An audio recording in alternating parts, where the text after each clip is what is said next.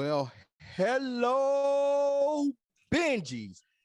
Welcome to the BingeWorthy podcast, part of the Geekish Network. My name is Johnny Randolph, or you can just call me Randy, and I've got three amazing co-hosts.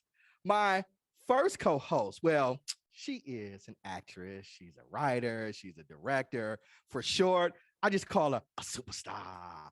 Say what's up to the people, Miss Courtney Scott, right? Hello, hello. All right. And my next co-host, my man is a serial entrepreneur. He is a game designer. He's a technologist, part owner of the Geekish Network. Say what's up to the people, Chuck. What up? What's up? What's up? What's up? And today we have a return guest. So I'm gonna let him introduce himself and blow his spot up. Tell the people who you are, Mr. Travis. Man, my name is Travis. I'm part of the Geekish Network as well. You know, we have a show we do every Saturday called Tech Nubians. And it's not often that we get to, cross-pollinate sometimes. So when you guys give me a call, I try to get here. He's also a game developer. He's like one of the godfathers. He was there before they made it pixels. Remember, he said, "Let there be light." I don't know. Listen, I don't why know are if that's a compliment or exactly. a diss. That's a compliment. I'm not sure. Okay. You old, but he's saying you got experience, so I'm not sure how to take that. Very experienced. Yeah. Yes. Look, I started making games. I started making games in 1989. I started off doing pen and paper RPGs. The World of Darkness, before there was Empire of the Masquerade. Before there were screens. So it's funny now to see like TV shows and video games all made from the source material I made when I was a teenager, right? So that's kind of cool. I know it. And I've been making games for a long time, and now I'm the head of third-party production at Oculus. So whatever, bro. We appreciate you coming in to help us out tonight on the BingeWorthy podcast. Yeah.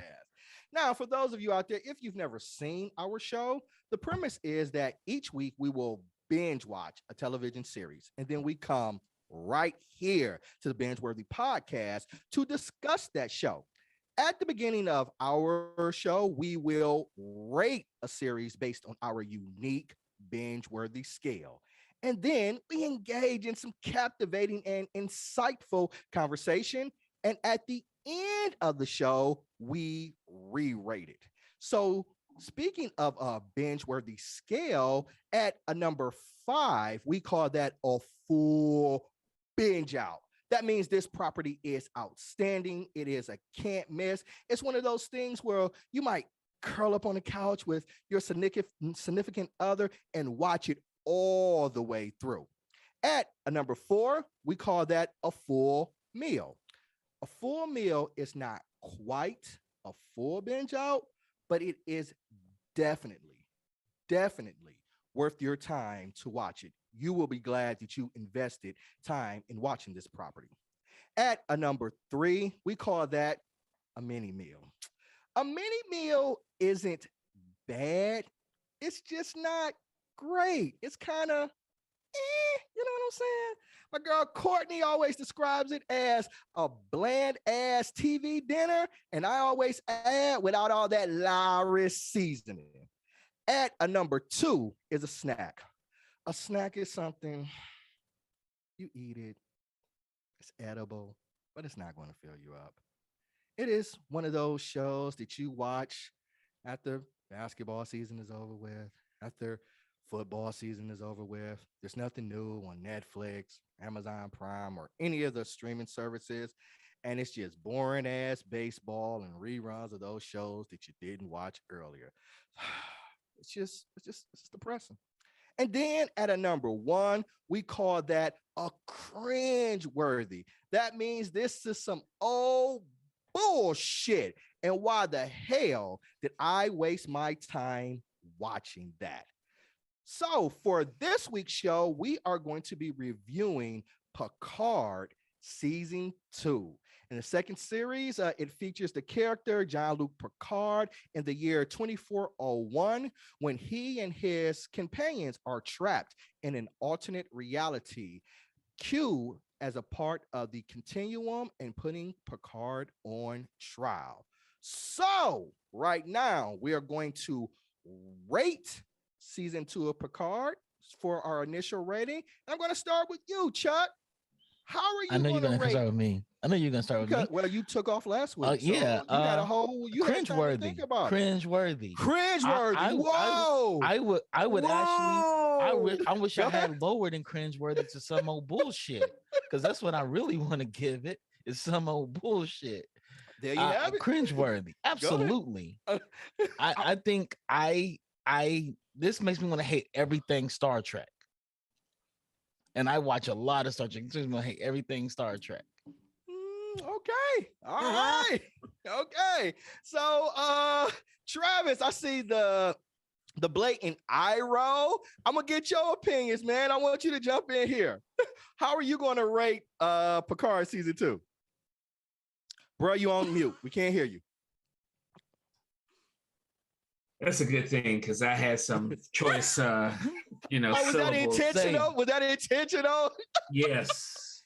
Bro, express yourself here. We express yourself. We want the full you. It's here. It's a full binge. It's got everything, and hearing Chuck makes me want him to log off of life. I get it. I get it. He did not pay attention. He did not understand the assignment. I did understand the assignment, and I will break it down. Okay. I'm All right, ready. we got plenty of time. We got plenty of time. We just want to hear from you, bro. So for a binge out. All right. Okay, so I'm gonna jump in here and give my opinion. I'm gonna start by saying that Star Trek, The Next Generation, it is my favorite Star Trek series. Picard is my favorite captain. Q is my absolute favorite character in every Star Wars franchise. Star Trek. And while I love the Klingons, that damn Borg, they are my favorite opposition to the Federation.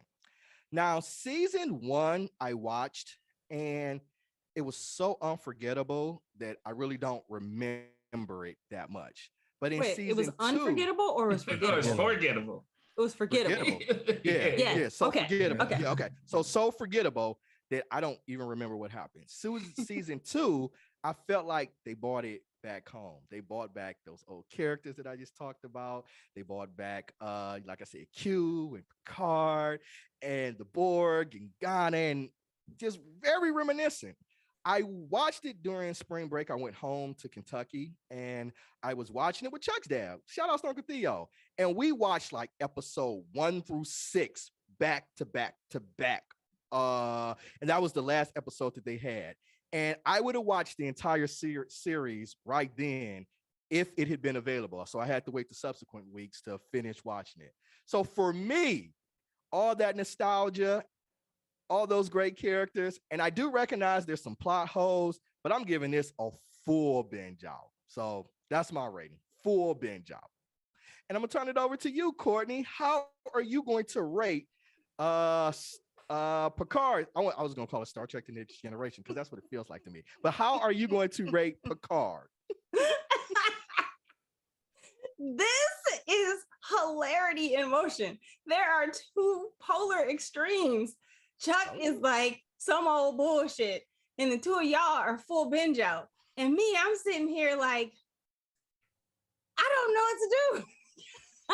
You better be yourself. Hey. Now, expression. I told you I was gonna end up like this. I knew it.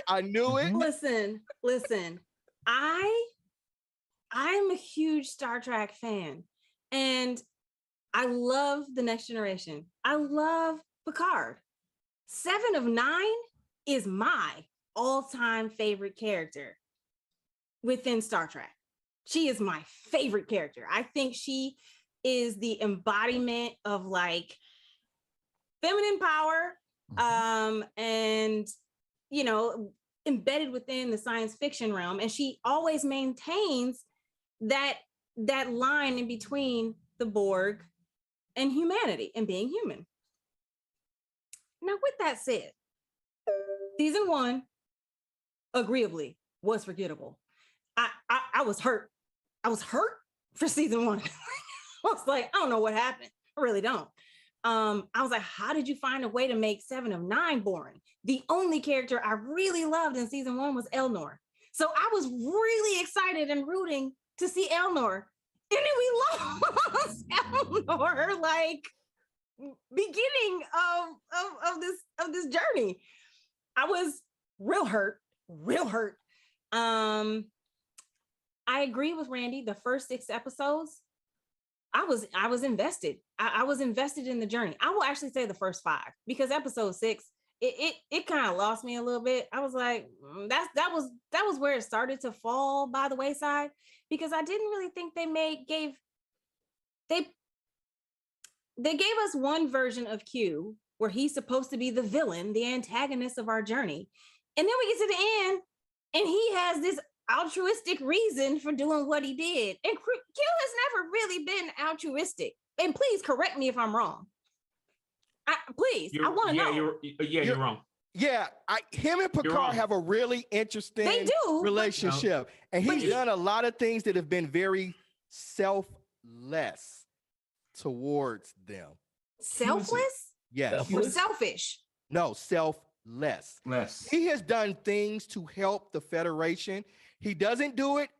He does it almost identical to what he did this series. It's seen as an attack, but at the end, he has a bigger goal for it. Okay. He introduced the Federation to the Borg years before they were. Before to get them in preparation. I remember Q, but I'm remembering all the bad stuff. I feel like there were a lot of devices that they brought back in preparation for setting up for season 3, which is going to be largely TNG. This foray, though, it started off solid. I was with it, you know what I mean? I'm always down for a good time travel. And then it lost me a little bit in the middle. And then it wrapped up the ending fairly perfectly. So for me, it's a bit of a mini meal. I can't go cringeworthy just because I just can't do it. And I'm in between a mini meal and a full meal, just because, and that full meal is on nostalgia. It's on nostalgia and the fact that my friend's child played young Picard. So that's why I cannot give that little boy anything lower than a mini meal, because he was wonderful. I really enjoyed him. His name is Dylan. All right. So that gives us a score of a 3.5. We'll round that up to a full meal for right now. And let's see if we can change some minds. Let's see if Courtney and Chuck can bring me and Travis down, or if Travis and I can lift up Courtney or Chuck, or maybe we just all stay the same. All right. So as we know, Picard is the captain on Star Trek: The Next Generation. Just real quickly, give me a binge-worthy scale of what you guys felt about Star Trek: The Next Generation. How you guys felt about that series. So real quickly, Courtney, binge-worthy scale, how you felt about Star Trek: The Next Generation. Full binge out.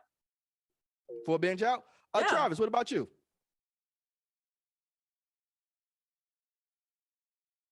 You hear us, Travis? I hear you. Okay. It's full meal. Full meal? Okay, full meal. Chuck, what about you? Binge out. So binge out. All right, so we got some. Which was yours? You didn't tell yours. Oh, what's yours? Well, his was. I said it's my favorite. Yeah, it's my all-time favorite. Yeah, full binge. Mr. Wolf it's a tie between Mr. Wolf and 7 of 9. I don't know. Yeah. While you said you felt Picard, you wish you could give lower. I would give Star Trek: The Next Generation a higher score if we had it on the binge-worthy scale. Okay. All right. So we're going to start here with you, Travis. Star Trek is known for its technology. You are a Technubian. What did you think about the technology in this series?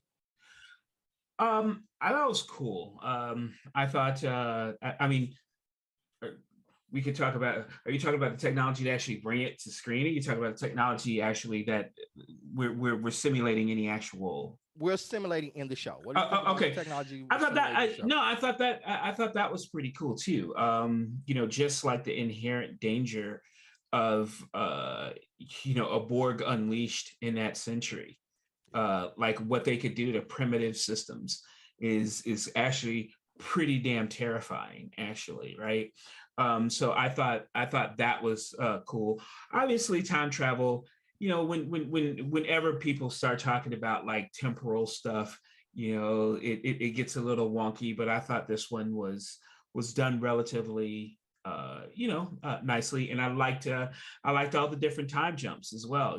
So yeah, by and large, I mean, I really appreciated all the tech and how they limited like transporters and things of that nature. So that wasn't the answer. Like, why don't you just beam them up and back to this area? So yeah, like it was well done. Okay.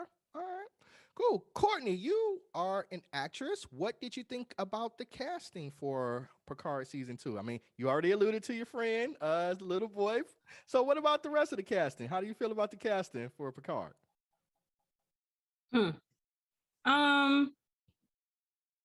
I loved that we got the actor that played Gaius in Battlestar Galactica as his dad. I really liked that casting. He was wonderful. I thought the mother was boring, but I think she was supposed to be that way because she was a little bit off. She was very endearing. So I understand the relationship between that family. I think a lot of the casting and the storylines had to do with the fact that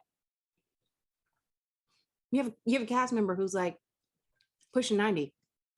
So you can't really do a whole lot of things with him and move him around in the same way that he used to do when he was in TNG. You know what I'm saying? So I give points for that, for them crafting the storyline where they could move him around like on the proverbial chessboard and surround him by actors that are incredibly talented. I enjoyed that we used Data a little bit more. What's her name? I only remember her name from the first season. Sochi, whatever her name was, Corey in this one. She's boring. She's real pretty. But I mean, it was all right. I like that we used Data more. I thought the acting's always solid. These are seasoned actors. You know what I mean? Like Rios, I'm real hurt that we lost Rios because he's probably my second favorite character in Picard after Elnor. Okay. All right, Chuck, man. Travis touched on it a little bit. We've seen a lot of time traveling here recently in a lot of different series and shows. So do you think that plot served Picard well? Nope. I thought it was awful. I thought the time traveling was bad. I thought it was awful. Nope. I thought it was unnecessary. Okay. I think we did not need it at all. This back to Star Trek's the fourth movie about the damn wells in San Francisco. And I wanted to flush this whole entire thing down the toilet. Like, nope. Okay, to be fair, I forgot about that movie. Yes, of course. Like, this series is gonna be forgettable too. They even mentioned that in the series. Yeah, right? I mean, I thought it was a callback. It was a callback. Like, no, this is horrible. Why did they do this? Why did they do it? Borg goes back in time. The Borg just takes over everything then, because it's the Borg. I just want to know what happened to did the original Borg Queen. I mean, don't get me wrong. I love Annie Wershing, who played the new Borg Queen. Did the old Borg Queen, did she die? She's just not acting anymore because I missed her. Yeah, I don't think she acts anymore. I don't know. Yeah, I don't know. I missed her. Yes. And considering that I worked on the manga that helped create the Borg and who the Borg was, I was like, corny. This is corny. I'm out. Really? Yeah, I'm out. I liked can I jump in? Go ahead. I liked the time travel to the faux future where 7 of 9 was the president. I liked that. I thought it was a little. When it got to the very end on the pilot, or the end of the series, episode 10. I forgot where the pilot started or left us, and how they had to like jump time anyway. Because they had to leave because the new Borg lady that took over their ship. I forgot all about that. Yeah. But I did enjoy the faux future and seeing Seven be president, getting to see her as a human for a while, majority of the series. I didn't mind that. The third jump, I didn't necessarily, it's not that I minded it. It's just that some of the things that happened to them were a little cliche, just because they've been done in so many series and so many times in those instances that have happened to certain characters. That part for me was a little wonky. I felt they cheesed it. Like a lot of things are cheesy. Like when they took away her Borg implants and made her a human, I was like, why would they do this? For that. Because why would they do this? But that was part of her. That's part of who she was and always. She never wanted to be that though. Her civilization was conquered by the Borg. Yes, and so totally understand that. Opportunity to be human, I thought that was kind of cool. I didn't need that though. I mean, I respected who 7 of 9 was when she was 7 of 9, and that was part of who she was. That's like saying we're gonna take off Jordy's glasses and make him can see all the spectrum and make that normal. She's not 7 of 9. Technically, she's Annika, and she's never gotten a chance to go back to actually to figure out who Annika is. Right. And so we travel back in time and we see that. And Jordy's glasses, Q has done that before. He's giving Jordy sight before. Now he's done it to be an asshole, but he has done it. He has done it. So Travis, you jump in here, man. I can see you foaming at the mouth right now. So what were your thoughts on the time travel? I really enjoy origin stories. Because it gives you a chance to understand what makes someone tick, why someone is the way that they are, why things are that way. So this time travel and flashbacks and whatnot gave me an opportunity to see why Picard was alone, why he was such a caregiver. Why, even to the present day, he's just not had great relationships, in that way, and why he's such a good character. It's funny because when you first see Q in The Next Generation, he's like, listen, you talk too much. Sometimes people don't want to hear that mouth. And I'm going to put you someplace where you could talk all you want to. They're going to put their foot in your tail. Now see what's up, right? And that's how they introduce the Borg, right? And so to me, that was great because I always thought Picard just talked too damn much. And he was never a man of action. You see what I'm saying? He still's not.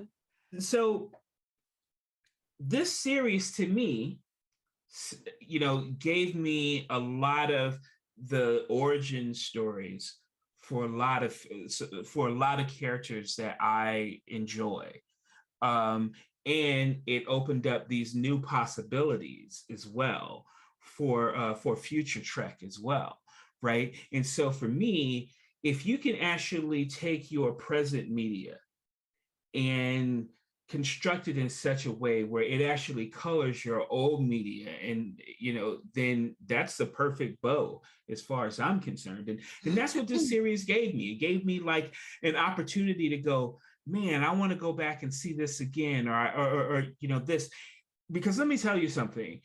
You don't want to be in a situation where your lady or your significant other says, "What is Q?" And then you just walk out the room. You'd be like, "You got to." I would explain it to you. We can't. You just gotta leave. You just gotta leave. You gotta do that research on your own. Because I can't go all the way back and explain. That's why I wouldn't watch this with my wife, because she would ask me something like that, and I would just leave. Oh, I'll leave.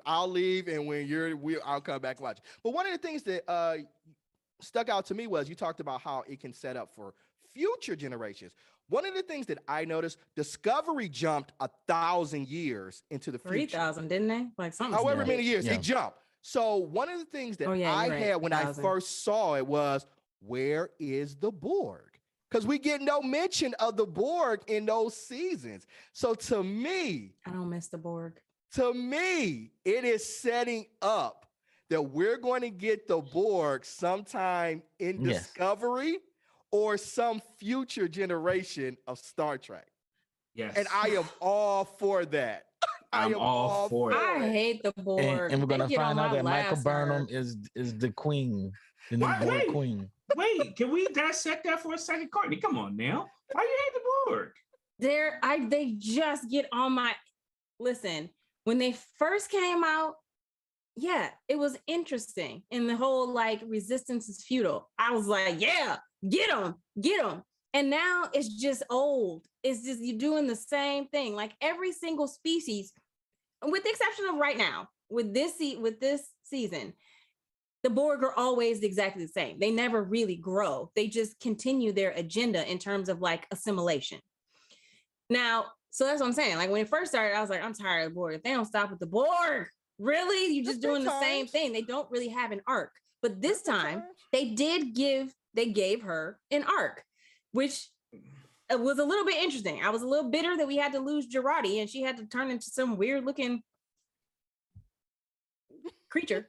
But I respected the fact it works out. It's perfect for her. Like seriously, Really? yes. The thing for me is that whole interaction between her and the Borg Queen was perfect. You know, as far as I was concerned, because she read her.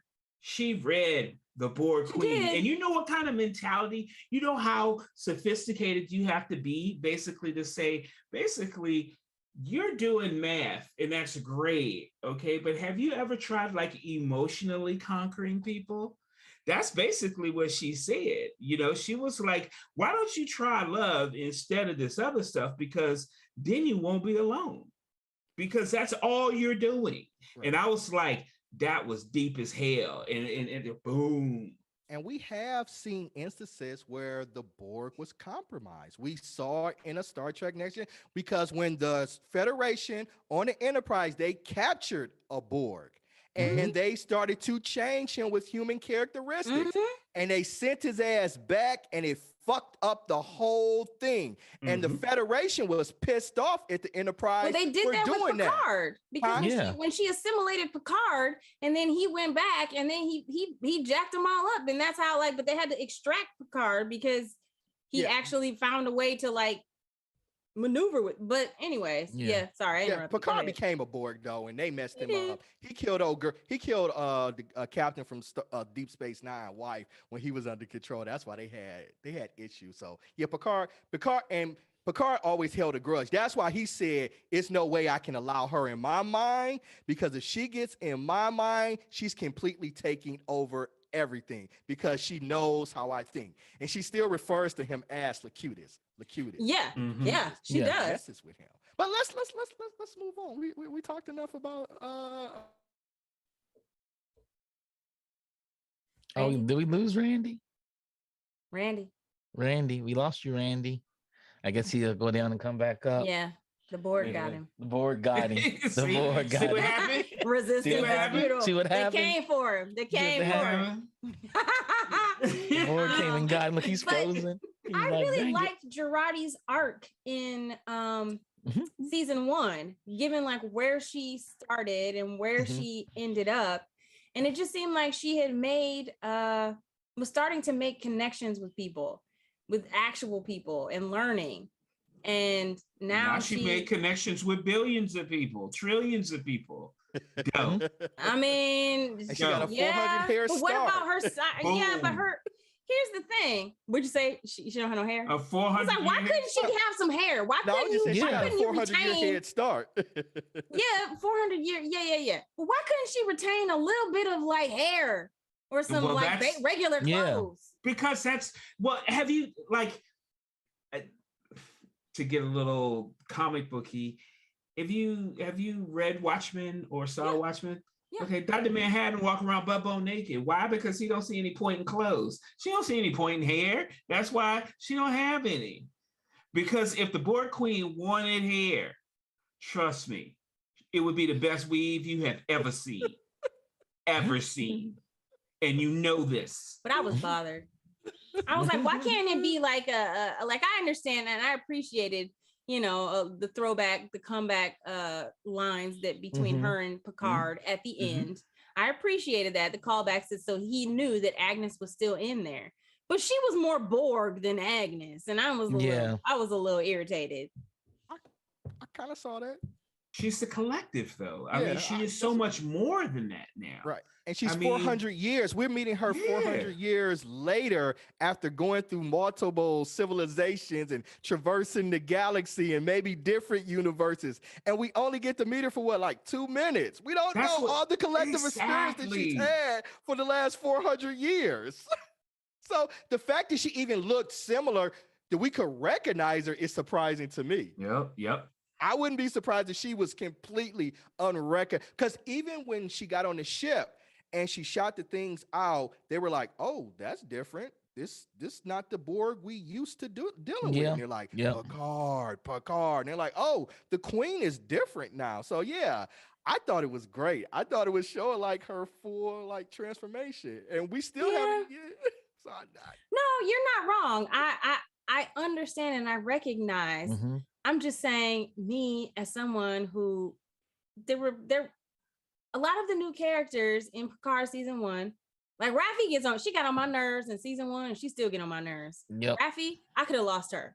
I really could have. And I understand she's the Black woman, and I can't believe I'm saying that, but I could have lost her. They could have taken her out and I would not have been sad. But I was really sad to lose, and I know we didn't lose Jurati. Like, she's still obviously going to play some role. I got a sad eye. You know what I mean? I guess for me, this seemed like a push forward for the Star Trek universe in general, right? Like, you've got, this major power, Q, who seems to be at the end of his life. You see what I'm saying? Which is crazy to think about. Talk about that. Because I'm sure that's going to continue in some way, shape, or form. You also see like how him and Guinan first met and so on and so forth. That was cool. I really liked how they sewed that up, where she was like, "Yeah, I wasn't going to tell you that, how we met and all this other kinds of stuff, And so for me, it just feels like every time I think about like these series, I think about nerddom or geekdom in general. And I think about it, how we devote so much of our headspace, our free time, our disposable income to living in this world. And when people actually reward you for living in this world by giving you throwbacks to things that you remember back when you were a kid or when you were more impressionable, I appreciate that, man. It's like them, and it's not necessarily just fan service to me. It's like, you've been on this road with us with this story. You're part of this story, and we're going to give you what you want. But see, I'm the opposite of that. I'd rather some of the stories they give us aren't as good as what I conjured up in my head of where they came from and what happened. I feel that way about even some of the Star Wars stories. Like, I didn't need that. All I needed to know was that I didn't need Rogue One. The version I had in my head is way better than what they gave me. Oh, I really liked Rogue One. And that's how I feel about a lot of these origin stories. Like, why would you give me this? I don't need that. Are you? I've spent enough time in enough Star Trek conventions to know better. I stayed at the Enterprise Hotel when I used to go to Vegas. Some things I just don't need, and they're trying to give it to me. It's like, why are you trying to give it to me? Because you're gonna give me a piss poor Hollywood version that's for the lowest common denominator of fan, and I'm not that person. I like the story between Ghana and Q, because even in Star Trek: The Next Generation, Q, who is omnipotent, who's a badass, he always had a healthy respect, even some sort of trepidation for Ghana. Yes. And so for us to go back and see like their people, how they had that same sort of impact and partnership with the Q continuum. Because remember, Q's not an individual person. He's part of a continuum. Mhm. We don't know how many there are or anything, but the continuum respected this species of people. And we didn't go too far in it, but we The just Watchers. found out enough, right, to see like, oh, this is why for the last 20, 30 years, Q's kind of been like, I'm going to leave this one alone. Yep. Just Yep. Yeah. her people on site, her people ready for that smoke. So I enjoyed that. And it didn't give me a lot of backstory. It didn't give me what you calling the Star Wars one. We didn't get the Bapta tank and all of that backstory halfway. It just gave me Yeah, I'm still enough. not over that. Yeah, it gave me enough to make me interested. But Can I speak to what Chuck said for 1 second? No. Okay. Okay. Then, It'll be real I want to quick. say something. It'll be Go real ahead. quick. It'll be real quick. Are you judging stories that are told, or are you judging stories that you want to tell but better? Maybe both. That doesn't That's have a to be mutually horrible world exclusive. to live That does in. not have to be mutually It's a exclusive. horrible world. I to just live don't in. want. I'm just that's an okay with the excellent story as question. is. I'm okay with not knowing. I'm okay with not knowing. I can live in that world all day long, and just conjure up the story in my head. I think when people tell me, that's when I can get let down. Go ahead. You have numbered opportunity to let me down. I think I am a little bit guilty of what you just said. Of what did you say? Like, are you mad because it's like the story that you want to tell? You want to tell it better? Yeah, that's the thing, right? And I look at that, and I want to cede you this time because I know you're onto something here. But my point is, it's like a lot of times people look at stories and they go, "This is stupid, that's stupid, this is stupid, that's stupid." When you do stupid every day, your friends do stupid every day. So just because something is stupid doesn't mean it doesn't happen. Doesn't mean it's not part of a story. Sometimes it's just stupid. Right. And that ultimately, that question is really profound for me, because I think that's what I had last week, which is what ultimately made me change my mind a bit about Moon Knight, because I realized that I wasn't thinking from the perspective of a viewer anymore. I was thinking from the perspective of a creative, and I'm looking at all the holes and all this problem and that problem, and I'm not looking at someone from the perspective of someone who's just enjoying the journey that I'm on. And that's what I was going to say to Chuck's point in regards to Jean-Luc Picard. The reason that I think I was okay with them giving me the backstory of his family, because Jean-Luc Picard has fallen into this category of perfection to an extent. He's almost flawless, and everything, and every time you see him, even in season 1, they're literally erecting this statue to him and like celebrating. Or I think it was this season, wasn't it? Like the top of the season. Yeah. Yep. They're erecting this iconic, like we're putting you basically like, God level, like martyr. Superman You're basically level. a martyr. And I'm like, Picard is not perfect, Right. but yet looking at the trajectory of every single story that's told about Picard, we all see him as the upper echelon of our favorite captain in all of Star Trek. Like, he even surpasses Captain James T. Kirk, and he was the first. For the most part, a lot of people think, I'm not saying I'm on that category, but a lot of people put Picard above James T. Kirk. And that, to me, I think that's why I appreciated seeing and learning, why we have never really seen him in a relationship. Yeah, I think he was like, he dated Dr. Crusher. He did. That's what I was gonna say. He dated Dr. Crusher, but like it was so like subtle and like basic and like in the ether, that we just accepted that they had this like thing that was like never really gonna work out, but we always know it might work out, and that's enough. That ain't enough for me. Like I need to know I didn't realize I needed to know until they gave me the story. So I was okay with learning about his family aspect. I did think a little bit the journey through the labyrinth was a little bit long, but I appreciated it. So I think that they're trying to make him more attainable and more accessible as an actual tangible person, and not this ethereal Right, because mother. even in the alternate universe, he's a general, a stone cold killer. Right? Everybody's Yeah. scared of. And think about it. I'm gonna ask y'all a question. Have y'all ever seen Captain Picard laugh? Yeah, seen him sing, seen him laugh. Yeah. Yes. I don't know if I've yes. ever seen him dance. laugh. Okay. Yes. Yeah. Even dance. I mean, I've never seen him it's tell not a joke. It's more of a Yeah. it's more of a guffaw. It's not really a hearty laugh. And if it, You know, when I I don't think think of I've him ever seen a hearty laughing, I laugh. think of him doing it as in a role. Like I've never seen him crack a joke, like holding court, cracking joke, and having a drink with his crew. Kirk did it all because Kirk was smashing everything throughout the Yeah, universe. Kirk was trying to get Right? those You know, draws. He's Kirk up Kirk and is down. still my He's favorite. Yeah, GTD. right. Kirk He's is out there. GTD all day Yeah, long. Kirk, yeah, Kirk because is still the draws. truth for Right. me because he is fallible. Because he Yeah. does mess up. Because I for me, go ahead.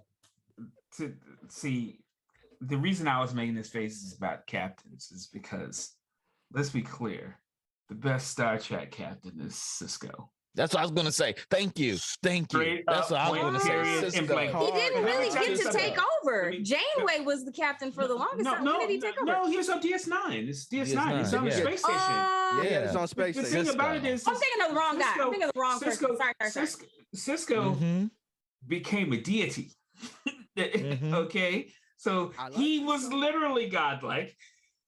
And in addition to that, what happened when Q appeared and started that Punched his ass. Stole punched on him. him. He stole on his ass. And Q said, Q caught Picard those never hands. punched me. And he said, "I am not Picard. Card. He said, Yeah. do I look like a white guy to you? No, I'm not Picard. Okay. Yes. I don't Yes. care who Yes. you, what sex you rep.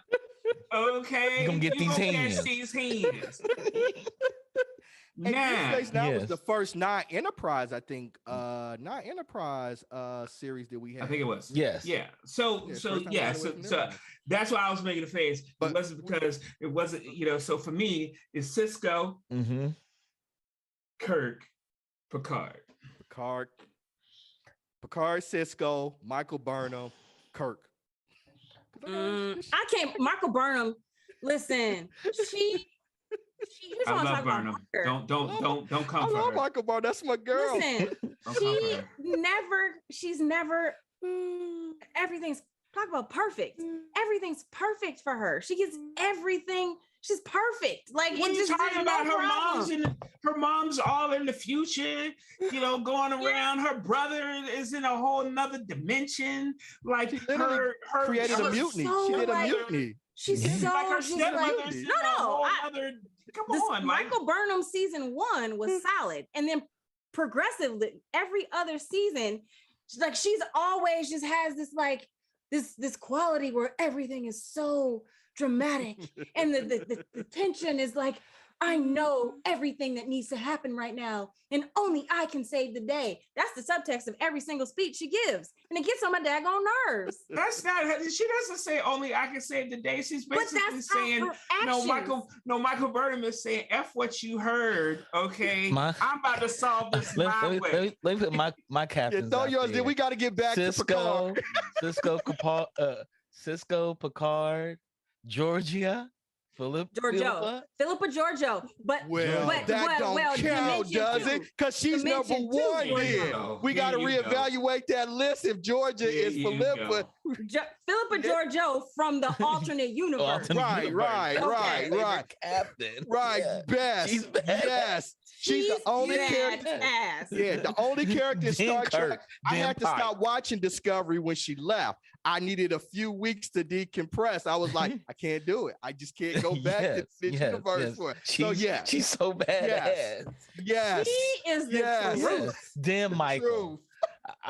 I put Michael above Pike. Michael above Pike. But yeah. So yeah, Georgia, yeah, she's number one. Then She's, Picard for me. she's dope. Yes. She's dope. Yes. And I think I had her Yes. on my mind as I was watching Picard. I It's don't- like, I didn't even put her because she. Yeah, but yes, if we include, I only said because I didn't think about her because technically she was from an alternate universe and she wasn't technically the captain of the Discovery. So I don't know. But in her world, she was the captain. The queen. Well, she was the queen. She was like an empress. She's the empress. Yeah, she was the empress. So I don't know if that's qualifies as the captain or not. Yes. I think she would have whooped Q's ass too. Randy, I got a question for you. Because we all off track. Randy. I know. I need to know. It's right on track, actually. All right. Here we go. All right. Now, at the top of this thing, we were talking about the fact that, here we go again with this time travel this, time travel that, right? Hating on time travel. And somehow, just out of nowhere, alternate universes seem to be just fine now, So it's it's not to like you, Chuck. He is talking to me. I know he is. Let's stay on the same time. Continuum, but no, like it's okay for you to step through from another reality. Well, right? They were in the same timeline, just two different dimensions. Why don't we just have the bubblegum version of Star Trek then? That's that's from a multiverse. I'm waiting for the Star Trek version where they go back to the 50s and they ride the Apollo up. Here we go. And that's what I'm waiting for. And they had the black people working in the cotton fields and the GMs protesting. All I'm saying is let's give time travel some slack now. I'm trying to give time travel some slack, but I saw guns. I saw them shooting guns at people with laser beams. But it's the future. It's just not, They were shooting regular guns, bullets, with people with laser beams. It's a multiverse. That would have no effect with them in that timeline. It's a multiverse, but they multiverse ammunition. I was like, huh, what? They're shooting guns? What? They shouldn't be shooting lasers at lasers. A bad episode of G.I. Joe. It's 400 years in the chateau. Did you say a bad episode of G.I. Joe? They were shooting. That's what you were saying about Picard. That's what I felt like. Yes. Oh wow. Yes. Well, yes, absolutely. I can't with him right now. Nobody was hitting nobody. They're just shooting guns and lasers at each other. Like, this is horrible. I mean, Picard. To be fair, the Borg Queen had the guns from the La Sirena. Mm-hmm. Now, Jean-Luc was in the 20th century house. So yes, he had an actual gun. That's all he had. Mm-hmm. So that's the only reason that that's was a throwback from World War II. Right? Exactly. It was yes. I know. So you kind of had to give them that moment. It didn't. I can't go as far with you to say because that's not the Joe. That's not the story. Writing wise, that's why it was horrible. And not one person got hit. He would have told a better story. Not one person got hit. They got hit. When they got clapped at. They got hit. These were new Borgs. They had just been made. Okay. Whatever you need to say there, Courtney. Okay. New Borg. You got to remember. They were on the Star Trek Enterprise, knocking everybody. They were not on the Enterprise. They were on the La Sirena. No, on the original, when the Borg was introduced, when they went to the Enterprise, they were knocking everybody down. I'm talking about Picard. They were pushing to the future. About? The new Borg. I'm talking about the old series. It said when they went in a new Borg, when they got that technology don't even exist yet. It's 400. They're like 500 years. Chuck is talking about a different series than we are. We're talking about Picard season 2. Chuck is talking about a whole different series, Randy. Yes. That's why we're not meshing. The characters are the same. The Borg's the Borg. Right. He's saying the Borg from Star Trek The New Generation in this series, Picard, it's not consistent with what we knew in Star Trek The New Generation, which I don't agree with, but I think that's what he's saying. They're not consistent. But they wouldn't be consistent because this is a new Borg queen who is creating a Borg based on tech that she got from a 21st century scientist. Right. Thank you, Courtney. It doesn't even exist yet. Right. Exactly. It doesn't have to be the exact same. That's why I said these are new Borg. When she got these Borg characters, right? Borg. The people she changed in the Borg were police officers. They were military. She would have that knowledge. They didn't have like all of the pieces and the it's the mechanical fault. I understand that. inside. I understand. It's like creating an iPhone in 1985, trying to make it work. It's not, that part. it's not going to be there, like because the internet's not even popular what yet. would be there is that she There's no could cell simulate. towers. She would be able to simulate But- all their training and skill together and be able to take out a couple of humans. But it's with gonna some be weapons. faulty because that wouldn't. wiring, that connecting is not going to connect. That The part. Wouldn't technology's it? not there. All she can do is take over. At that point, what I assume, and Right. again, this is my assumption as a viewer trying to make this work in my head. But what Uh-huh. I gather is that she got what she needed. She got like basic ions and like lithium batteries from the scientist and Right. found a way to put it in embedded within her fingertip, which does have the 25th century code. And she made it work to the best she could, meaning she took over their consciousness. Like, okay, Travis, jump in here. Let me tell you something. You were doing quite well. Let me tell you something about the manga. Quite well. I'm going to tell you something about the manga. When the Borg were first ever created, they could always assimilate each other. That's what made them really strong. In the was their ability. 21st century, Chuck? Yes, even in the 21st century when they were first created. You get me that manga for Picard. I'll give you that. Give me that I don't Picard have the manga. manga here. Right I can now. get that for you. And I it's have it all in right the for the closet. manga. Who is just like you and 8 people Yes. read it?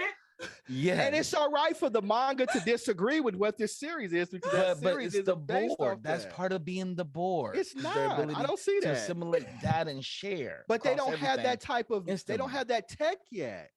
Who knows where the Borg and Who Star said they Trek? didn't have that tech? They didn't discuss. They didn't have that tech. This series did not say they No, did they, not have yeah, they that did. tech. They said they got the iron batteries. The only thing that was Yes. substitute was a car battery. That was the closest they could find. Yes, to the car battery, The Borg Queen Yes. was the most technological, like advanced item Mhm. on that planet in that time period. Okay. Now, in the time that they spent there, she did not have enough time to tech up herself to some degree that you think that she He would. had half a body. Right. Yeah, Because if she would have did that, she would have completely like- taken over everything. She wouldn't And have she needed was those previously things. dead. Yeah. She previously did take over everything. So The she still Borg had that comes- ability. the Borg did she not have assimilates. that No. ability? No, the Borg No. assimilates. The Borg assimilates things, but at the same time, in order for her to build out all that stuff that you're talking about would take an installation bigger than what was presented there, and she wasn't trying to do all that at that time. Why would she even bother to do all that? If you're a Borg queen and you can basically take over the bodies of people, why make them invulnerable? You don't. I wouldn't say care. she'd make them invulnerable. She would be able to make them highly skilled killers when she took over highly skilled Why killers. you won't care? Why would you even need that?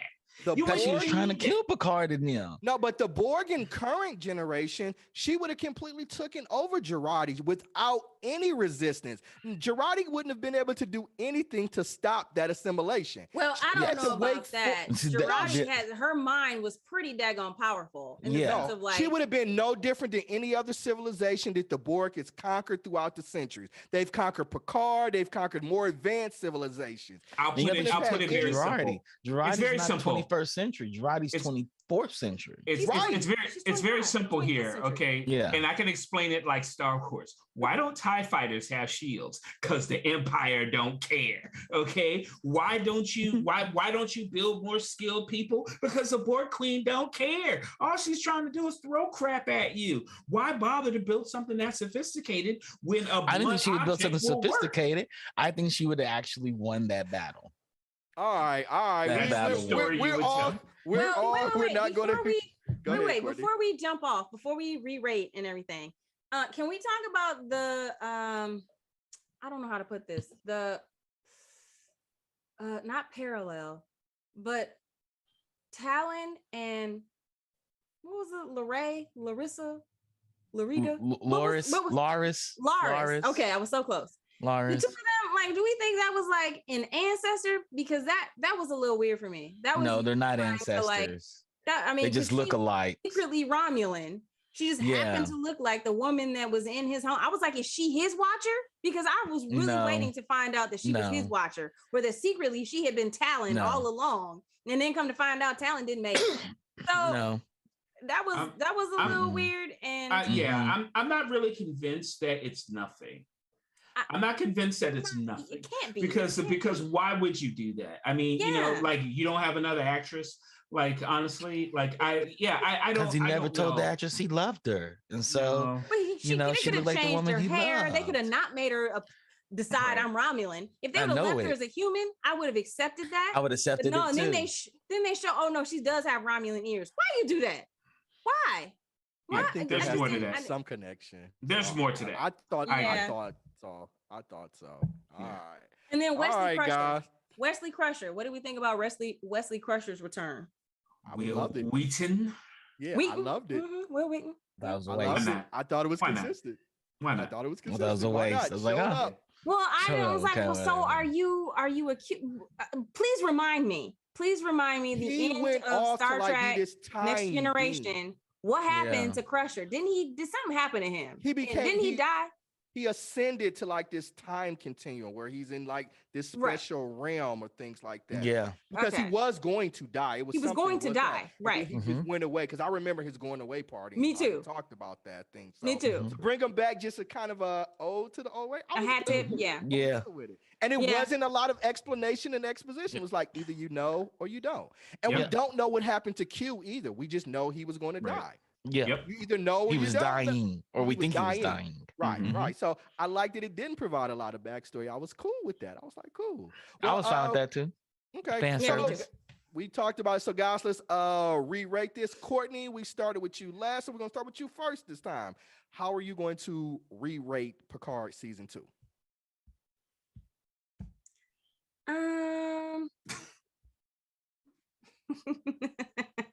I can't give it a binge out. Honestly, I'm gonna stay at my mini meal because I had too many problems, but I did have fun. I enjoyed it. There were middle parts of it. I gotta say, 6 through 9 was a little rough for me. 10, I accepted the end. 1 through 5 were solid, so therefore it's a mini meal. I'm staying. All right, we're gonna say the mini meal. I'm keeping mine as the same. It's full binge out for me. We'll go with you, Travis. How you gonna rate full it? binge out, man? Yeah, come on now. I'm not gonna even ask Chuck, but I yell because that is part of my responsibilities. But Chuck, how are you going to re-rate Picard season 2? Cringe out, man. Straight up cringe out. I never visited my phone so much and was like, I read every review. I said, maybe I'm missing something here. I was like, no, the internet agrees with me too. It was better than season 1, so that's why. That's what everybody said. So you you got a piece of shit with salt on it and piss on it. Then you make a piece of shit with sugar on it. Okay. I'm in Star Trek chat rooms, and I've heard a lot of good things about it, and I've heard things not good. But I thought it was full. That's what I'm saying. I just don't think you can please most Star Trek fans, to be honest with you. They're always mad about something. No, I love most series. Fandom. I love most movies. That's every fan. Every fandom has some bitter betties where they're holding on to this truth of like what it the old days and what it used to be. And I just want you to tell me a good story from the beginning to the end.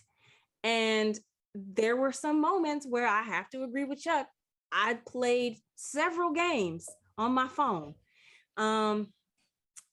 Yeah, the he rotted and buried it and died for this. Everything in the clinic with his little raggedy girlfriend. Yeah, I was irritated. Raggedy. Took her to the ship. Let me show you the ship. She's like, let's make out. We on the ship together. I love that story, man. That's great. Wait a second. Hang on for a second. Knocking stuff over. Hang on for a second. Okay. Homeboy has been on this ship by himself for a hot second. You're right. I forgot about that until the end. Yeah, now he goes to prison. He literally goes to prison. Right.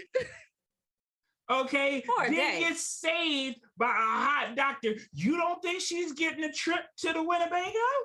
Yeah, I'm taking her. Listen, what do you listen? Hey, you asking me to trade in 25th century? But he like, to stay back I'm on this, with an iPhone. I'm on this ship, just flying around space. Girardi's the board now. Girardi's the board now, so we ain't gonna hook back up. And it was like, might as well stay here. I would have done a deep dive research, find out what she was or was not doing in the 21st century. If she didn't have a future and little whatever his name was didn't have a future, we all going back to 25th century. Man, we ain't staying here. Man, I'm scared. Thank you. Where they would have taken my needed her in the past and shoot me. They ain't gonna take her. Man, if they needed her in the past, then I deeply considered he would be there in the past. That's what I thought. With all the Apple, Tesla, and Google stock, And it's the whole Captain America. It's the whole Captain America complex, because Captain America stayed back in 1942. But you mean to tell me you know all this stuff that's gonna happen because you got it in your little books. And you don't do anything. You don't save Dr. King. People. You don't save JFK. You don't do anything. We don't know what that situation is there. And he did. He literally died trying to get medical supplies in a bar fight. He was doing things. What was he doing in the bar? Trying to get medical supplies. He went to. I don't know. Yeah, they didn't. Anyway. I'm messing with you. That's what he died. He did. I remember that part. All right. We done talked and I knew this was gonna happen. That was so fun. I did. I said this is going to happen. It's gonna be 2 versus 2 because it just always works out like that. That's how the averages work. I don't make the rules, guys. I don't make the rules. So we're gonna start with you, Courtney. Anything to say before we head out? Geek out and good night. All right. Chuck, man, you got any parting words before we head out? Nope. Hope they give me a better show next season. Oh, Lord. Good grief. Travis, you got anything to say before we head out, man? Yeah, I can't wait to watch Chuck's story, whatever that is. You know what I'm saying? So I can just crap on it too. Yes, I can rip it to pieces. I'll be like, it's about you, Travis. It's about you. I would have done. Okay, that's cool. That's cool because I'd be like, you know what? I would do me a little better than that. I hope you would, because you'll be consulting on doing you. But then I would do it even better than that.